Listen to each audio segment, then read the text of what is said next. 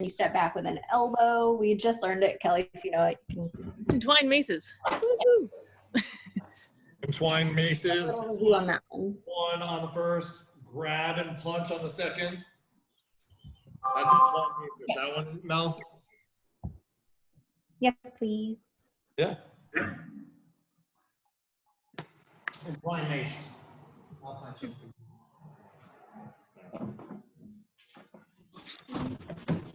This is what we're going to see when it's recorded. Well, why don't we go ahead and pop it Yeah, up? pop So it up. you pop it up and then you can go back to the. There you go. Yeah, keep them up there. Or keep them to the side. That's fine. Entwined maces, Mel, this is obviously for second round, so everyone else, obviously, please follow along. Attack is a left jab, right cross without a step through, right? In my fighting stance, I have my inward block with my right. This is very similar to sneaking talent, right?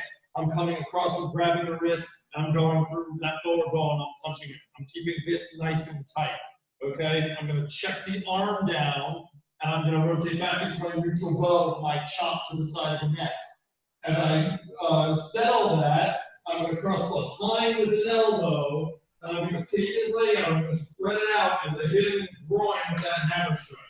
I'm super tight, right, and I should be here, right? I'm going to rotate all the way through. I'm going to use my knuckle here, my Atsuki strike, go all the way through, master process, right, all the way through that, rotating forward, right, and I'm adding my pressing palm right to the bladder as this comes up. My right hand is staying up. My left knee is then going to come up to the groin as I land back. Hammer strike through his face, hammer strike back in, and then that heel kick comes up to the groin before I cross out, right? So as I flow through that, right, my guard is up. I'm going to go 1, 2, check and chop, cross elbow, spread and hit. I'm going to keep that left hand up as a check, right? If his face starts coming closer to me, I have that hit if I need it. This is going to go all the way rotating through. 1, 2, keeping that up. Using this, using my forearm to keep that, press knee, land back, hammer, hammer, and heel kick right into the groin before I cross out. Awesome. Entwined maces. All right. Perfect. Mel, does that answer that for you? I recorded it, so I'll have it. Thank you. Cool. Kelly? Huh?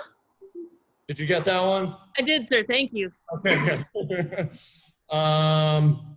Let's see. Do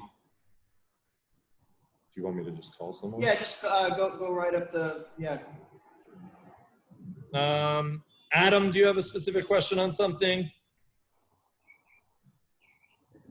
Hey, Bree, by the way, Bree, I know you, Brianna. Yes.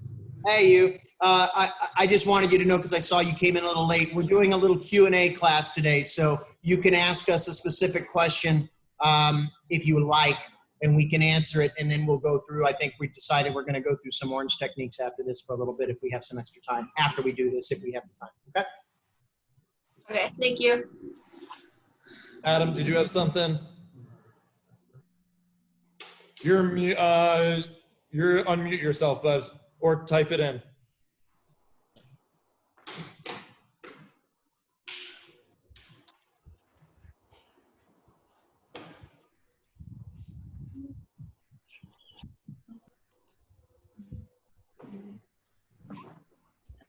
All right, that's okay, Adam. You could type that in if your mic isn't working.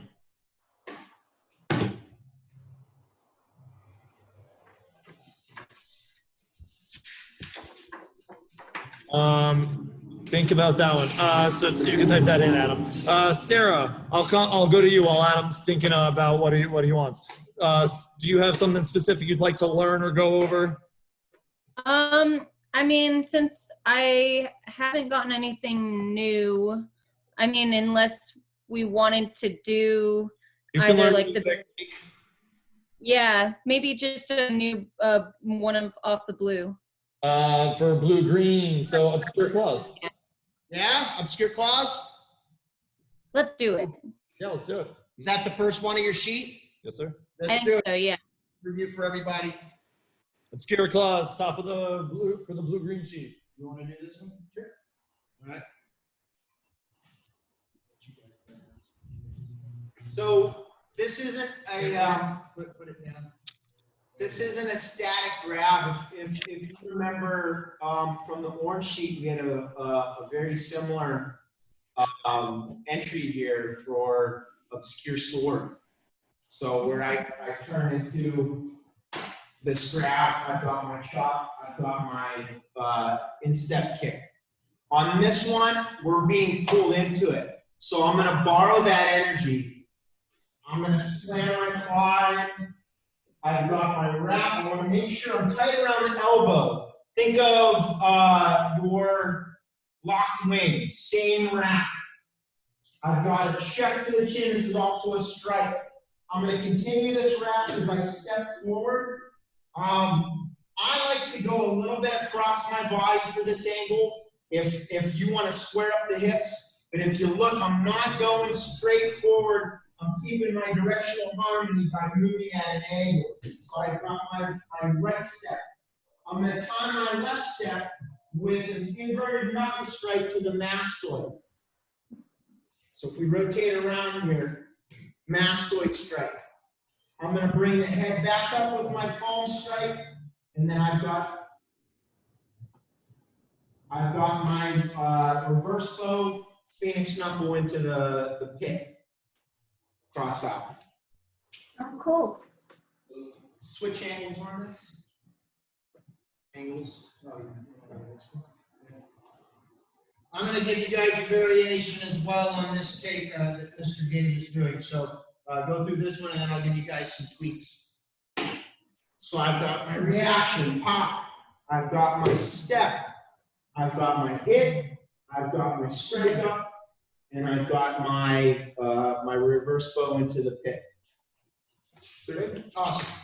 So just a couple little tweaks that I like to use. You know, Mr. Gabe was saying that he has that reverse bow in there. I find a lot more of my power comes from driving that last little knuckle strike. Another thing I'll give you guys variations on is the timing. So as he pulls, I have my first shot to the face, my second shot to the face. This is the more traditional timing. Sensei Gabe had mentioned as he L-shapes that arm, he takes that step. He does the traditional twist stance kind of variation where the right leg goes into kind of a right forward twist.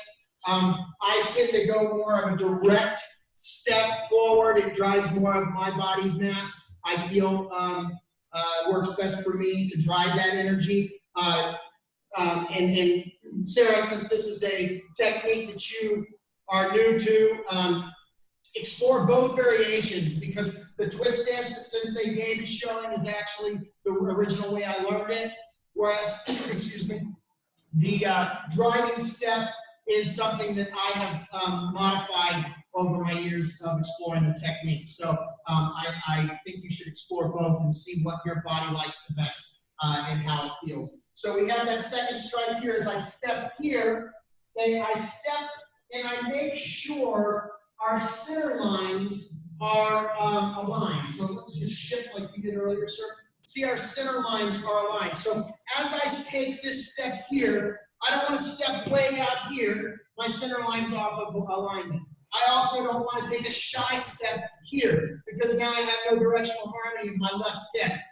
So that second step after the twist here, or the drive, either or that you choose, should be stepping in a position that aligns your body, so that when you shift and you step that left leg and you shift that body's mass to hit with this inverted middle knuckle strike to the back of the cerebellum or the mastoid, either or, you see how this left hip is loaded up. Here's my inverted. I'm nice and aligned with my opponent's body, so I shift and I basically play pinball with his head. Boom, boom. Right? So hit, pop up, and instead of hitting the reverse bow, I like, as he's popping back, to drive my mass into him. So pop, drive in, okay, versus reversing. The reverse is the technical, textbook way that I was originally taught. And then, again, going with my body type and where my strengths and weaknesses are, I've developed something different. I've developed more of a driving force into the throat. Okay? So let's do it one more time. Breaking it down with timing this time. So Sarah, your right leg's going to step back with the first claw. Boom. That first claw hits. The second claw hits. We then take the right arm and crank their arm up and around, drawing a line to that angle as I step, pulling them along with me. From this position here, my left leg will then again work in harmony with the inverted strike. Boom. As I hit this inverted strike, I immediately allow the head to basically pinball right into my heel palm up. And then traditionally, it was taught to me as a chest strike. I say, why not take the throat if the throat is showing, especially since I'm using a Phoenix fist middle knuckle strike into the Adam's apple or throat. I'll go ahead and keep it there, okay? And then as I cross out on guard, I can throw my inserts. Yeah. Okay. Obscure claws. Sarah, do you have questions right now on it? Just one. When you pinball into that palm strike, is it a forward bow too, or just the tips, the forward bow? So I'm in this position and I shift into this position. I shift into this position, and then instead of going back into my reverse bow, which for me, because of my body's length of my limbs, my arms are shorter, I don't find that I have the reverse torque that it takes, or that whipping force that it's really going to take to finish the person off. So I tend to drive in. So I bring my body's mass back into them here versus what you might see Mr. Jared do, which is textbook. At least for me, textbook. I know there's different variations all over the world, but for me, I was taught to do a reverse bow on it. And then I actually use the driving force that I was taught by Mr. Cleopa. Cool. All right. Molly, why don't you pick something that you'd like to go through? Sarah, do you need to see that in the air without a body? I think I'm good. Good. Yeah, thank you. A broken gift. Broken gift. Fourth gift in the system, also on from blue to blue green. Gifts are terrible. Mm. Okay. Broken gift. You're going to take your hand, shape it like so.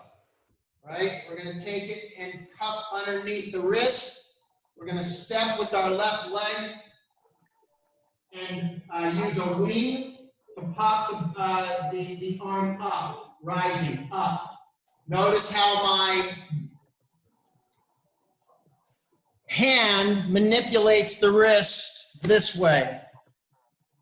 There's my break, my attempted hyperextension. Okay, you guys see that?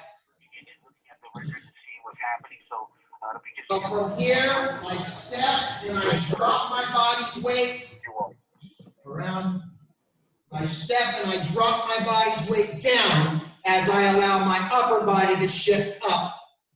Okay, so I don't want to try to get up on my tippy toes here and pop Sensei Gabe's elbow. That's not going to use, it's not use of good energy there. We want to make sure that we're using a compression and dropping in, settling into that first stance, allowing the upper body to go up as this left leg settles down. So we have this shot. Notice how my left hip also is up and within this shot here. So I'm not just using my wing, I'm using this hip and my body's mass to go up. From here, I want you to think of wringing on a towel, right? Right before you whip your buddy with it, right? So the arm is the towel, right? So we're gonna wring it out. I'm gonna drop it all the way around clockwise. So as I step back with my left leg to an and arm out. So I'm actually taking this position here and I'm bringing it out, wham. So the arm gets twisted in the socket, okay? So from here, I drop in. What is this doing, you guys? Somebody answer, what am I doing here? I'm canceling what? Saying Height. her height. The height. Is width for the punch. I'm using my height. I'm lowering my height, but The width. I'm not canceling. Yes, the width. Taking away that brief moment in time that he's trying to get me with that left punch. So that's another thing is I'm not just going straight up. I'm going up into the angle so that I'm pulling his shoulders away from me. There's my width cancellation. Now, what does this next part of the technique do? That cancels the what? Yeah. Height and depth, yeah. Okay, and then I throw my back fist. Okay, so far we have this handshake here. We come up underneath, we step over to the angle, and we dip down because we're trying to get out of the way of that punch, right? That oncoming attack. We step back to the angle as we wring the arm out clockwise. Boom. We're going to then track the arm up to the face with our back fist. Back fist, and then we're going to step slightly up the circle with the left leg to the 45-degree angle behind us, which would be 730. Point of origin now is right here. Point of impact with the back fist. Then I just bring my elbow into it, which is, again, doing that pinball machine effect. I throw the back fist on one side of the face. As the face is turning, it gets clobbered with the elbow. So it's pop, pop. Okay? One more time in the air. From this position, I step in. I crack the elbow up using that left hip. I step back. I wring the arm out. Back fist. That's a 730 slot. And then I go up to the 430 slot. Elbow. Okay? From here. I step off the line, boom, bring the arm out, shoot first back fist, and then I do push a little bit into this as I go up the circle with the left leg and crank the elbow. Okay? Nice. Brianna, you're up there. Do you have a specific question on a technique? Yes. Could we go over glancing spear? Glancing spear. Yep. From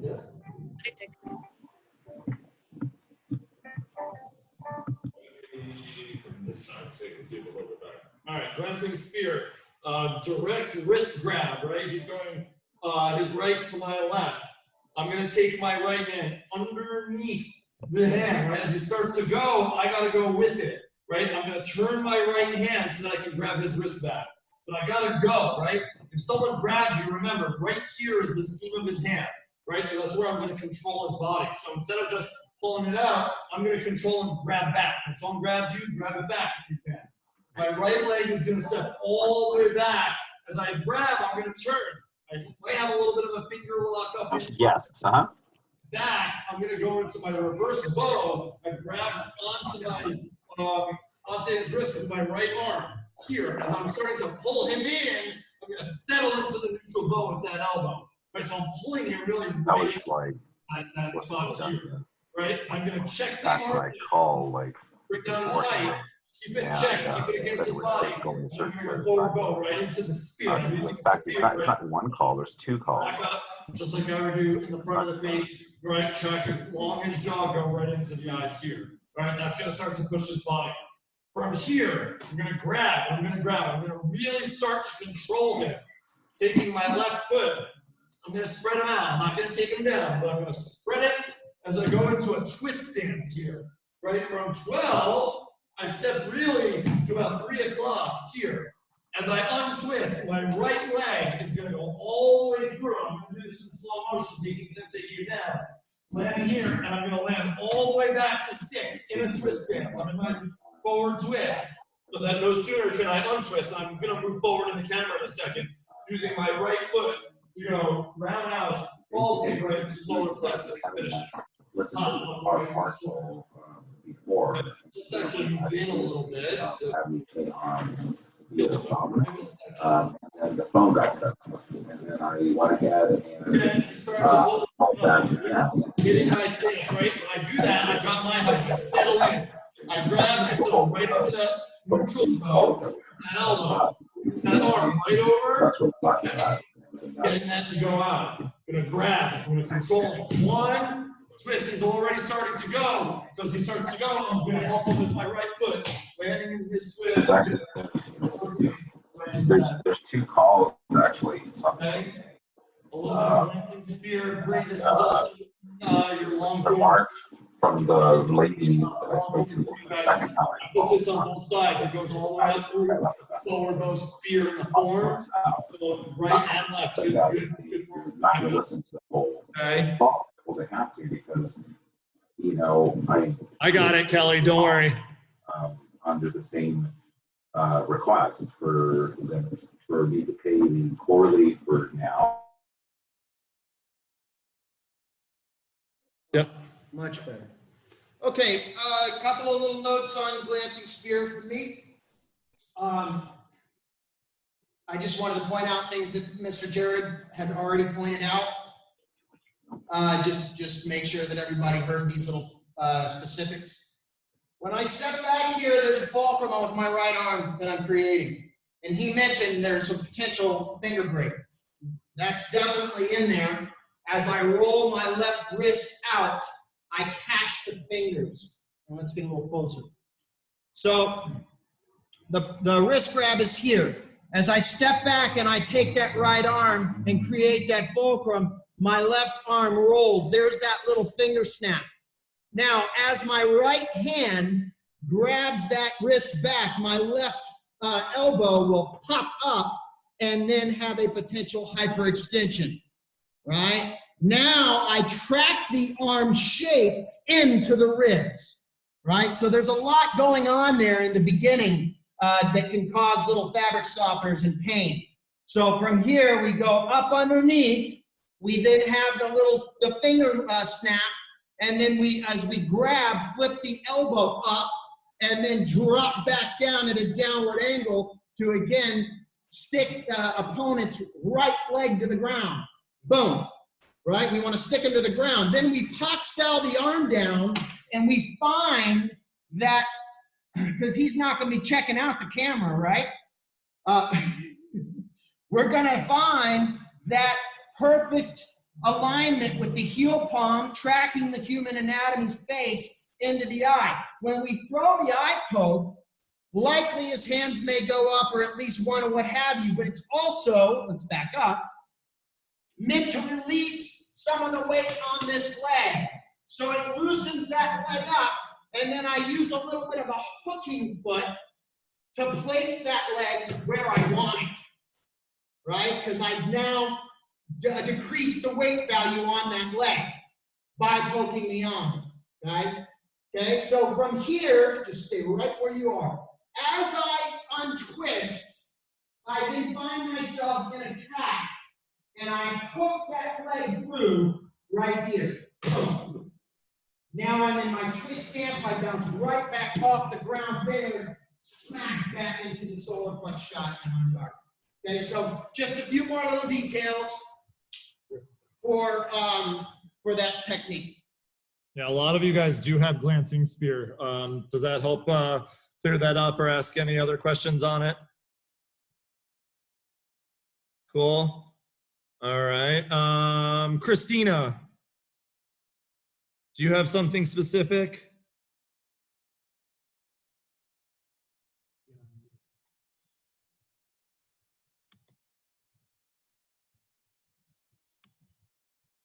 Christina, you might have to, let's see. There you go. Oh, there you go. Yeah, you guys, when you ask a question, I think you have to unmute yourself.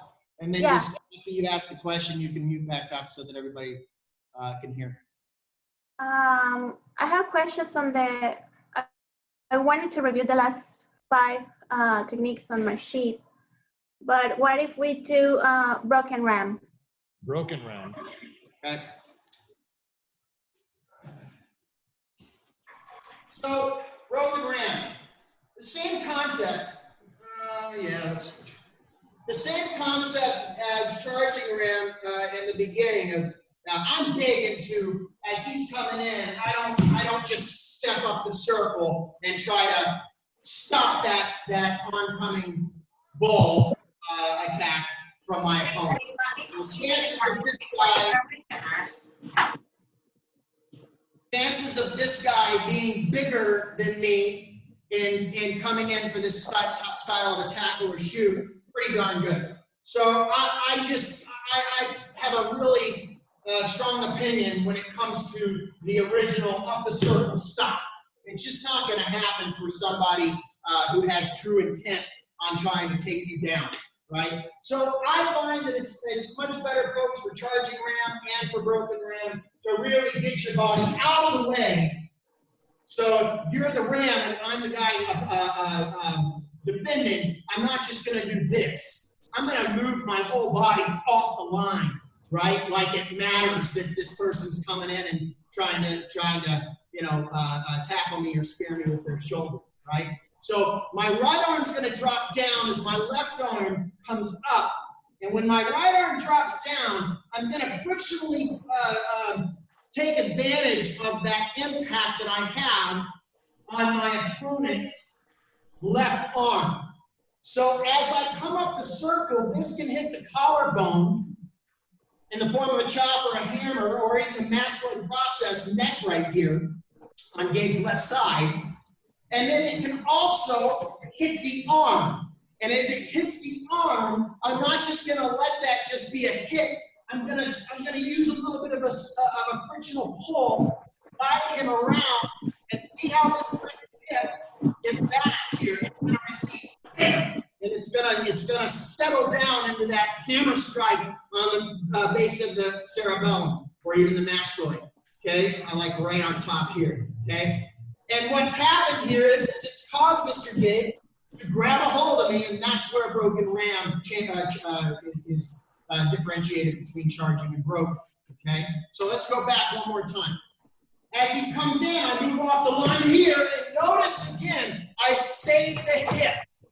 As I'm coming off the line here, I save the hip to release it into that hammer strike, right? I don't go flat.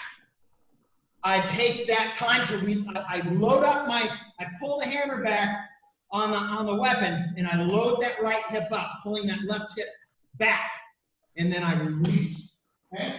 So let's go on through the rest of the technique. As he comes in, I move off the line, I strike here. He grabs a hold, I feel it, so I'm gonna take advantage of it. My right arm, now look at my left arm, it's staying checked. My right arms, I don't want him to turn around on me. My right arm's gonna come around, I'm gonna hit a forward bow, and I'm gonna crack that arm with an uppercut. So let's just kind of move towards the mirror here. Here's that look. So I'm here, okay? From this position here, I'm going to scoop the groin, and then I'm going to spread the, buckle the leg with a leg spread. Boom. Simultaneously, I'm going to come through. This is the one with the razor. I'm going to come through with a punch, and then rake through with the elbow strike. Okay, so it's a raking punch into an elbow, all right? And you're basically in the traditional textbook way that I was taught, you're catching the jaw and then, of course, feeding the forearm down into the impact of the elbow.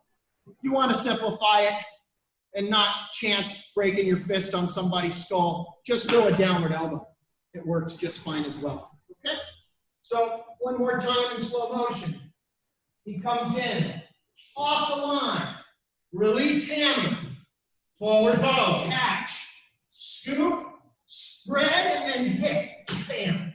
Okay, as I come out, I can hit him again with the knee, what have you. Okay, let's go. What's a good way to go on this? Let's just switch. Okay, so off the line, hit. Forward bow, scoop, spread, hit. Okay, cross out, step back, I'm going.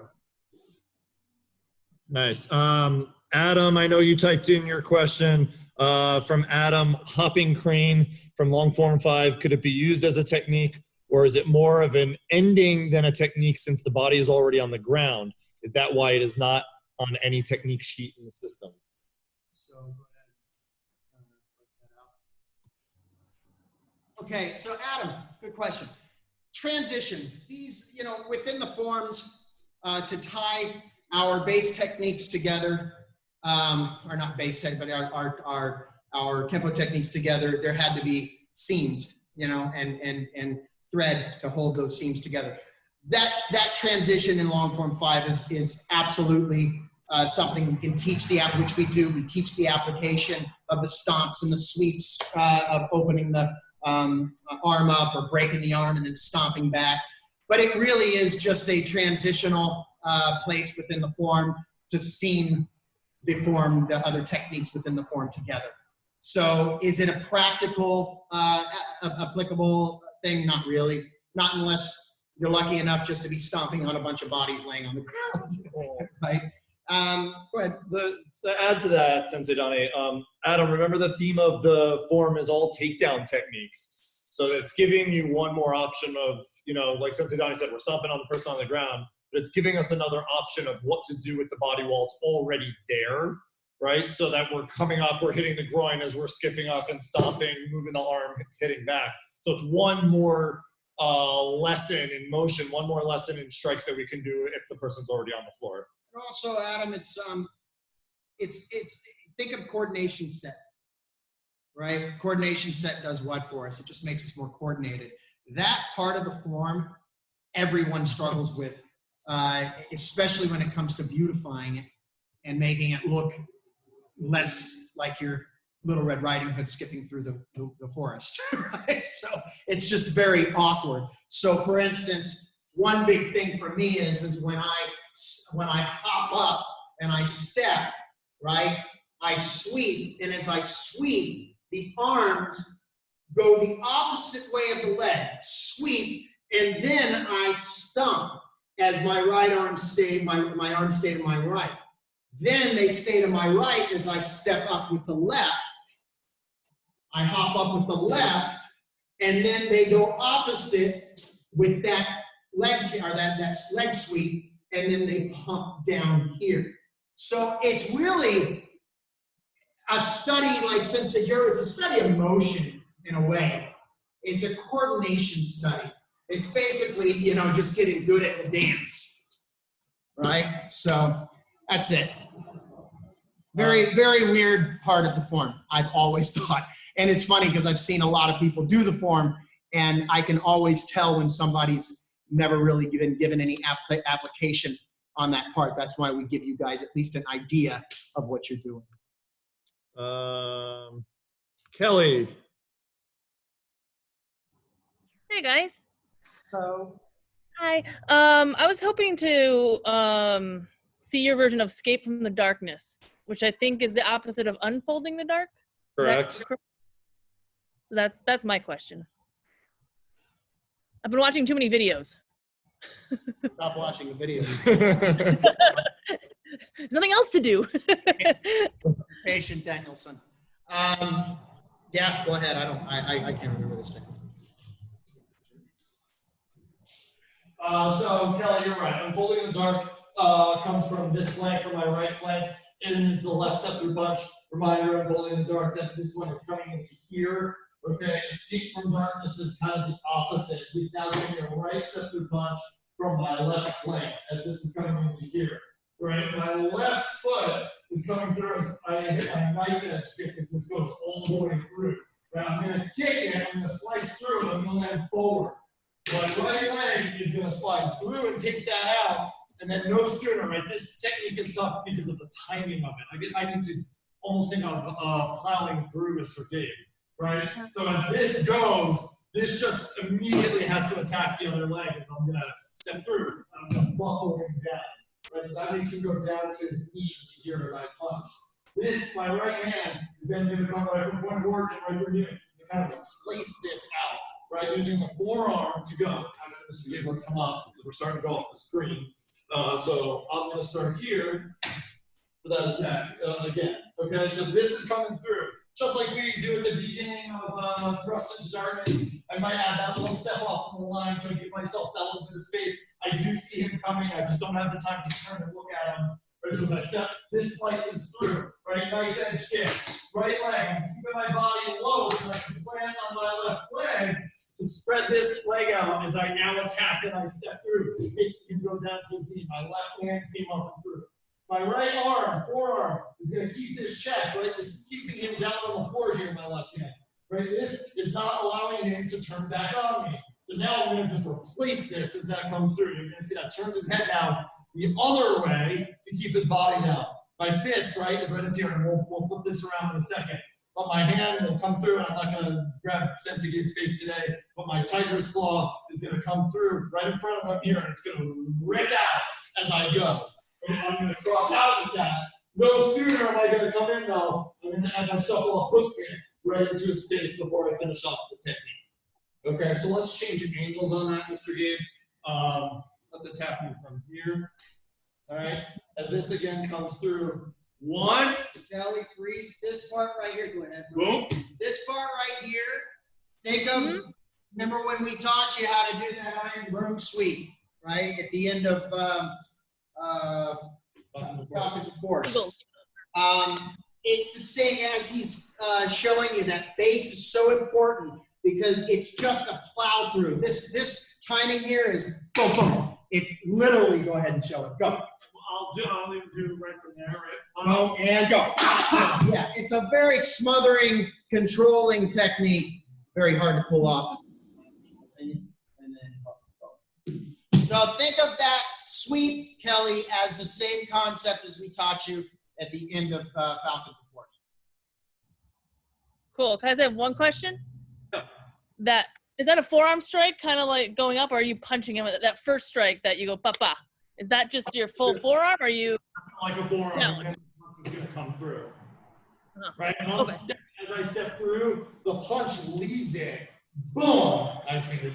Punch leads it, and this is gonna just check down and keep it right on, like this air and blood flow right into here. As I'm planting him down on the ground. Cool. Yeah? Cool. Thank you. Nice. Escape from darkness. Let's see.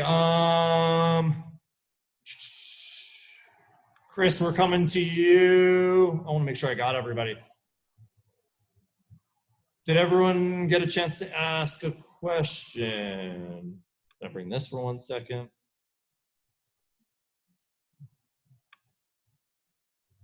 Cool. Chris. Howdy. Oh, there you go. Yeah, let's see. I've been working on kicking set 1, so thank you guys for covering all that lately. Awesome. Before that, the last 2 techniques I learned were clutching feathers and triggered salute. I think I got clutching feathers down pretty well. Okay. I guess maybe just triggered salute. Triggered salute? Yeah. Let's do it. Have you learned it?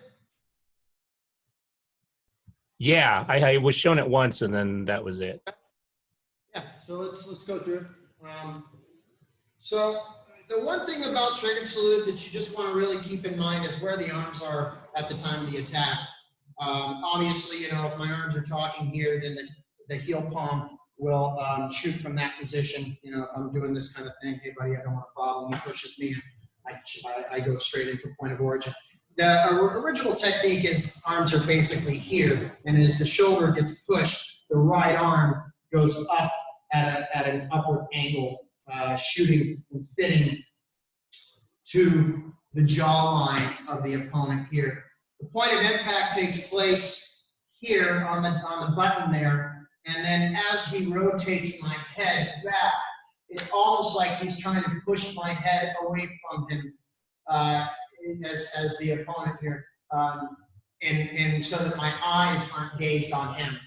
So it's a shocker where he gets hit, and then all of a sudden the opponent's no longer able to see you for that brief moment in time. So the right leg is going to step into this shot. Obviously, if Sensei Gabe's intent is to push me in a real life scenario, my left leg, if he pushes my left shoulder, it's gonna need to step back, Chris. Something that you'll hear me say over and over again. But the practice of Kempo, the art, is always taught in its ideal phase for a reason. We want to continue keeping that drilling, that constant repetition of the ideal phase, so that our bodies react more positively and more effectively in a less ideal phase on the street. So we practice the ideal phase of the body shifting in place so that right leg steps directly forward, and it basically borrows slowly the energy of this push as it shoots through my body and back into his body with the heel palm. Now, as you start to explore the what if phase of the technique, the left will go back, but because hopefully you've repeated the ideal phase over and over again, the right automatically steps and shoots forward. So you're still getting that same effect as that negative energy flows into your shoulder and turns into positive energy and shoots up to the chin of your opponent, to the face of your opponent. Even if your left leg does get forced back, you still move forward with the right leg. So let's go back to the drawing board. So the right leg steps in, the left hand catches, and it hits with the anvil part of our fist, our palm. We're not grabbing with fingers. We're popping like almost a strike with an anvil part of our palm. We're pinning it.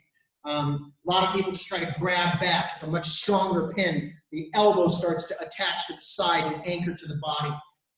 So right leg steps, hits.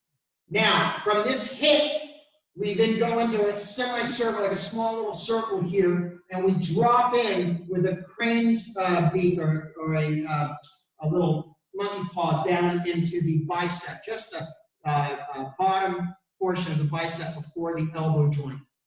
That is a strike. We're not raking and rubbing. We're striking right above, right into the real sensitive part of the bicep. We're striking with this part of our hand, and then we're taking that little 2-inch, 3-inch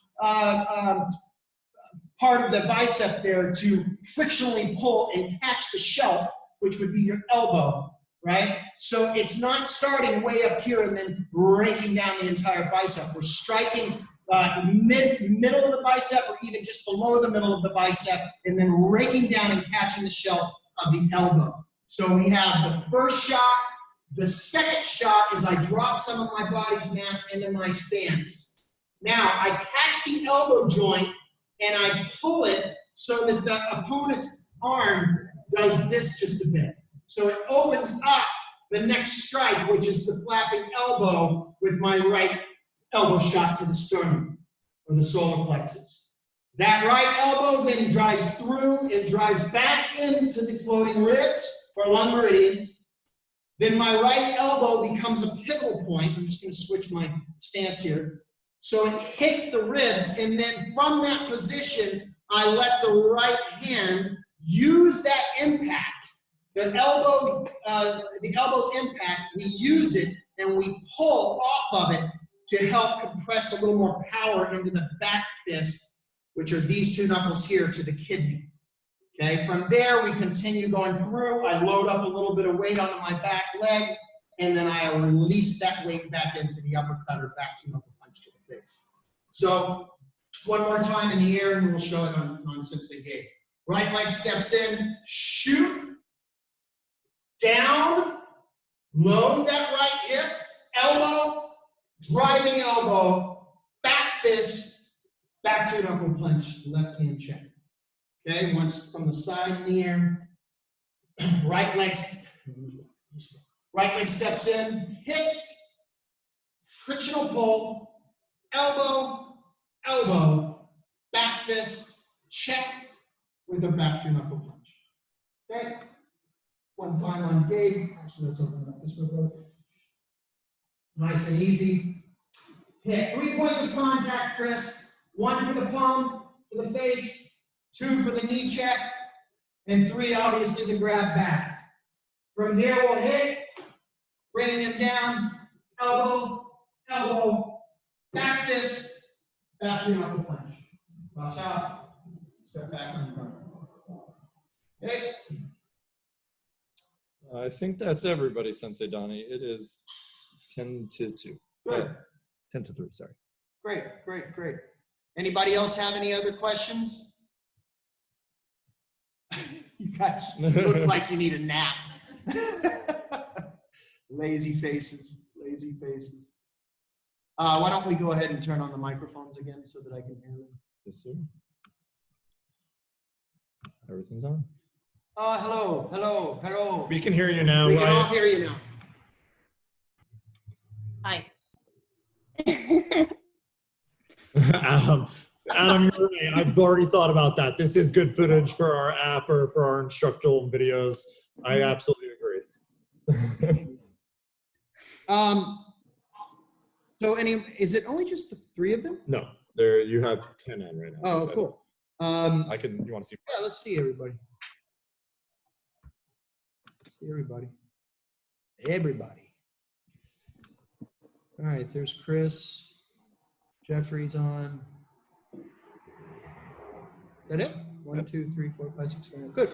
All right, cool. Any more questions on any material today as far as this this stuff goes? Any questions on any of our forms that we're practicing? Anything like that? No?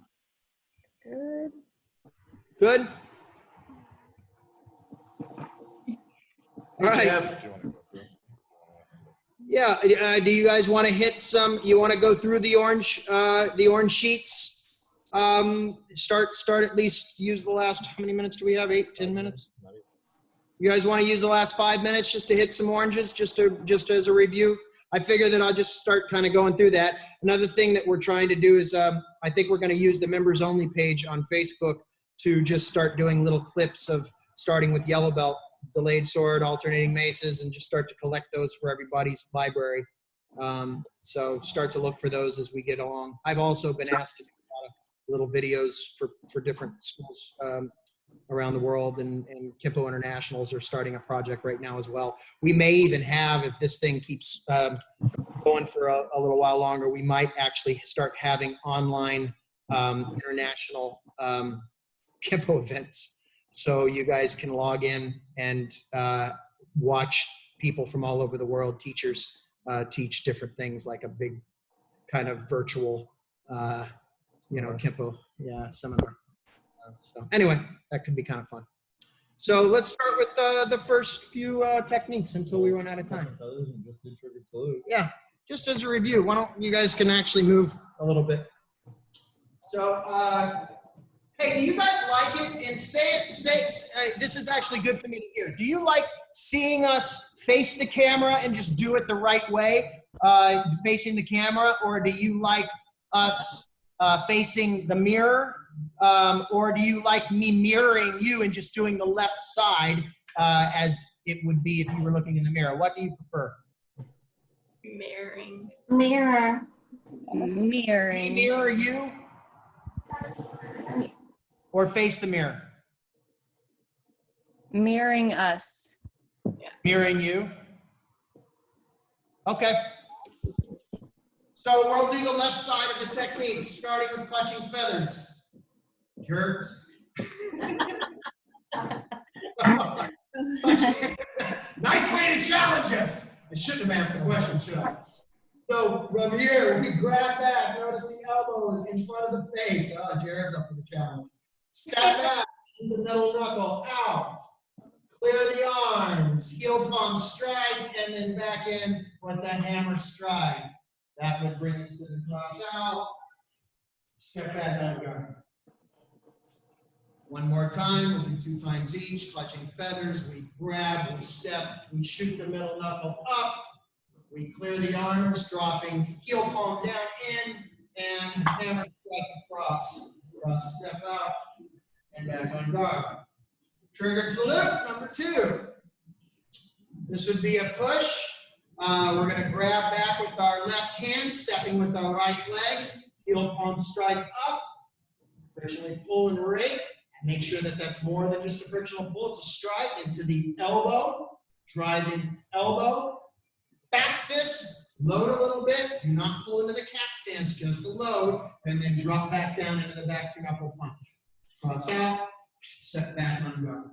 Okay, one more time. Reason why I don't want you guys pulling back into a cat stance for that is because you're starting to lose balance there. You're causing yourself to be up on your heels. So the person's still too close for that kind of action. Even though when I load a bit of my weight here. I don't want to go all the way into a classical cat. Once I hit that back fist, boom, I can load up a little bit of weight onto my back leg and then release that weight with a little marriage of gravity and stomp with the back to upper plank. But stop yourselves from drawing back into a cat stance for triggered salute. Let's do it one more time. Coming in. Hit, break, elbow, elbow, back fist. That's where I load up and then drop it back down. Cross out, step back on guard.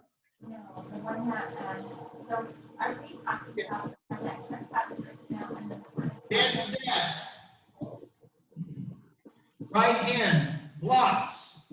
Or, I'm sorry, your left hand blocks. Forward bow, ridge. We're going to, in place, twist. As we grab, we thread through. Elbow up. As they fall, we yank that leg back. We have the back fist into the chop.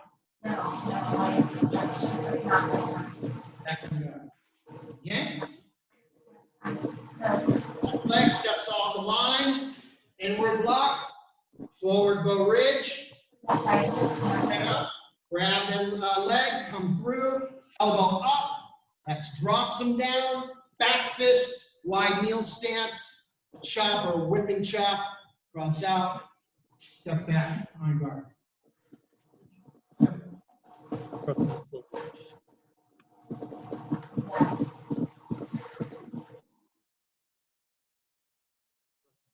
Thrusting salute.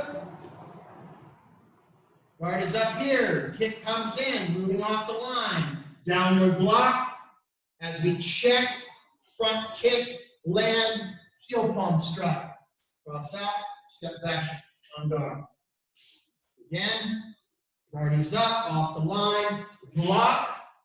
As we check, kick, land, heel palm.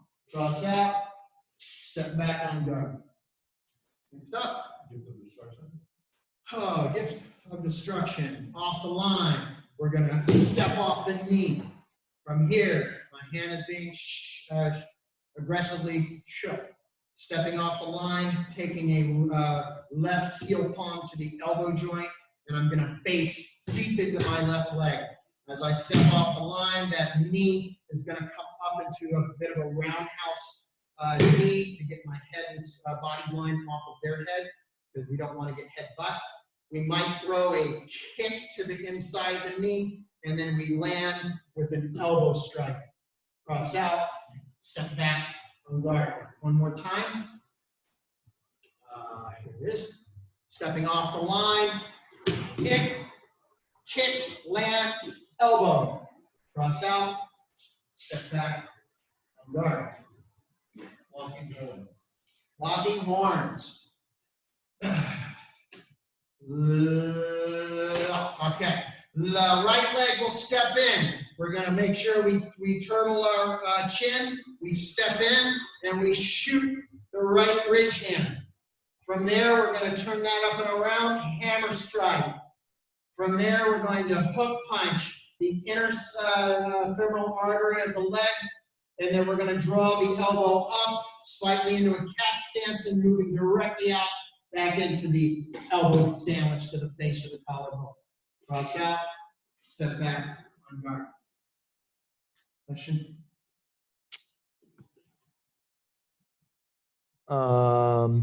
Is the kick new in Gift of Destruction? I only have the knee. Who was that? Kelly. Kelly, it's not new. It's actually textbook. It's just, for me, I think you probably don't remember it because it's not, for me, a primary. I think it's an inserted strike. If you drive the knee, I found, as I've explored this technique, if you drive the knee at a kind of an upward, kind of almost angled knee, you then push them back.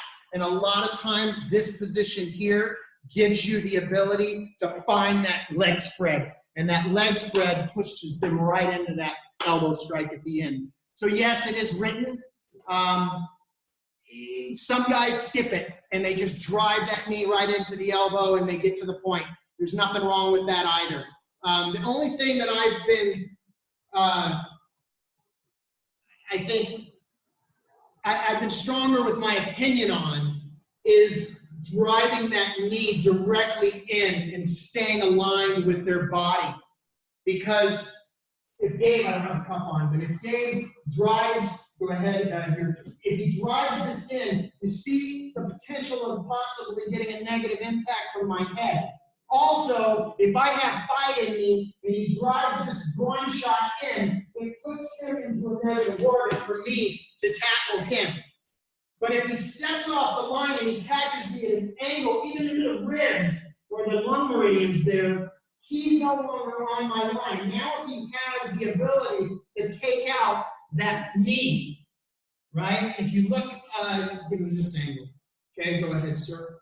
If you look, Kelly, here's that first impact of this new, probably to you, a little evolved version of this technique and the way I teach it these days, because it's probably been a while since we taught you this technique. Then look at how that foot is just right there, because even if my right leg is forward, even better yet, and that then kicks this out, and look at where the alignment is for the elbow. Boom.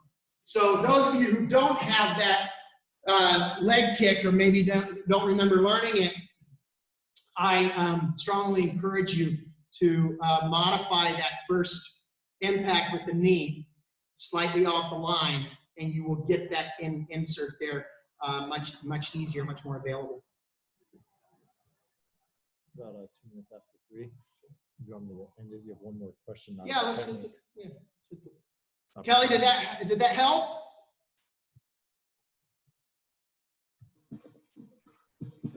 Yes. You guys can talk now. I Yes. unmuted you. Oh, yes. Thank you. I just didn't have it in my notes, so I'm going to update them now. Yeah, I've really started getting more into off angle with the knee instead